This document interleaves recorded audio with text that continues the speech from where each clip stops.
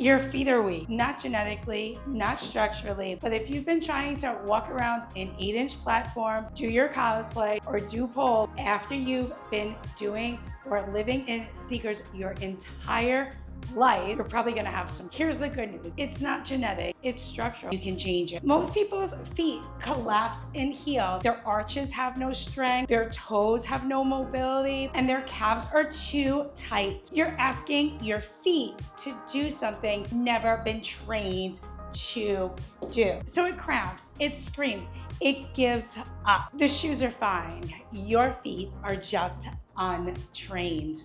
So what does Barbie feet actually mean? Barbie feet became this aesthetic. But listen, I'm not gonna ask you to bind your feet like some geisha in the 1600s. I'm gonna ask you to train your feet like a modern woman that wants to stomp on anybody in her way. It's all about having an extreme arch and be able to stay on your toes. Barbie feet are really just strong arches, mobile toes, nice and flexible calves, and controlled plantar flexion, which means you have the ability to point and flex your feet and make it look pretty. It's not just about looking cute, although of course that is going to be some of it. It's about building feet that can handle, if you pole or do cosplay or spend any time in heels, you need to be able to point under tension, grip your toes for stability, and flex without locking. And there's all sorts of other stuff involved for strength, but today we're just talking about your feet. The first one we're doing are the block heel raises, and I'm gonna do them against the wall just for a little bit of support. These are the ones that you can really just do on a staircase. Got my feet together, and I'm going to have just my toes and the balls of my feet on the edge of the block there. I'm going to draw my core in nice and tight, and I'm just holding onto that wall for balance. You don't want to lean too much of your body weight in because you want your body weight in those shoes. Now go ahead and drop your heels on down, and then go ahead and lift your heels on up. Let's do it again. You're going to drop your heels on down, and then you're going to lift your heels on up. Let's do that again. You're exhaling down, and you're inhaling up. And again, you're exhaling down, and you're inhaling up, right? So you really want to make sure that you're getting your heels down below the level of the block, and you want to come up high onto your toes and the balls of your feet. Right? You're really pushing into your toes, drawing your core in to come up, and you're slowly releasing on down.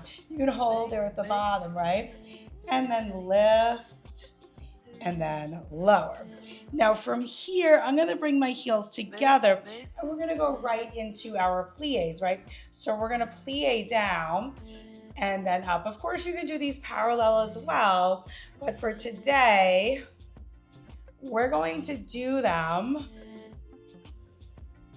with our heels together and our toes apart. So you want to go for a good 10 or so here.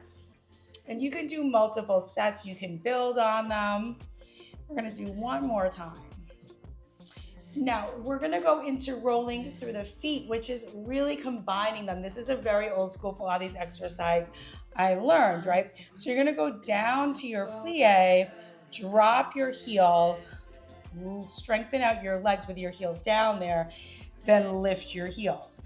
Plie with the heels high, drop the heels, extend, bend through your knees, right? Your heels drop, your legs up into that plie, down into the stretch, extend through the legs, lift, plie, lower, extend, lift, plie, lower, extend. Now we're going to reverse it. So we're going to go down into the stretch. I'm going to plie with my heels down, and then I'm going to lift my heels up, try to stay in that plie, and then extend all the way up.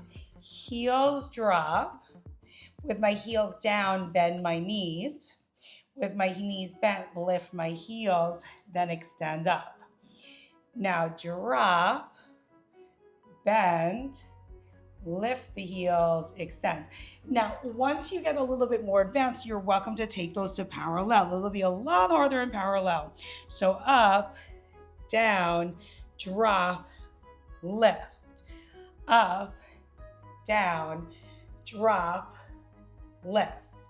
Up, down, drop. We're gonna do our ankle circles. I'm gonna do them seated, and I'm gonna have my arm underneath so I can really keep my leg isolated. I'm gonna take my leg up and then down. And I'm just gonna do that a few times. I just wanna get a little extra hamstring stretch in here. And that's gonna lead us into that next exercise. And I am circling through my ankle. You can really do this in any position. And then I'm gonna circle the other way. Now, what I'm gonna do next is I'm gonna extend my leg up and I'm gonna keep it up and I'm gonna really try to straighten, right? You do wanna be reaching through those legs. You will need nice loose hamstrings and calves. And this will have to mobilize so your hamstring and your calf. And make sure you go both ways. And that's gonna lead us into our nerve flossing. So I'm holding the leg here so I can keep my chest and my leg at the same distance and I'm not dropping it. So I'm gonna leave this here. I'm gonna extend, flex, point, bend, reach, flex. And this is more for hamstrings, point and bend. Reach, flex, point, bend. And all of these together will keep your ankles, your calves, and your knees nice and mobile and supple. Do these for 2 weeks and then report back to me. You can do them about 3 or 4 times a week. Each exercise, start with about 10 or 30 seconds each. You could build it up to 15 or 20 and up to even 60 or 120 seconds. Tell me in the comments if this worked for you and tell me if you want to see more Barbie feet content. Thank you so much for joining and make sure you subscribe.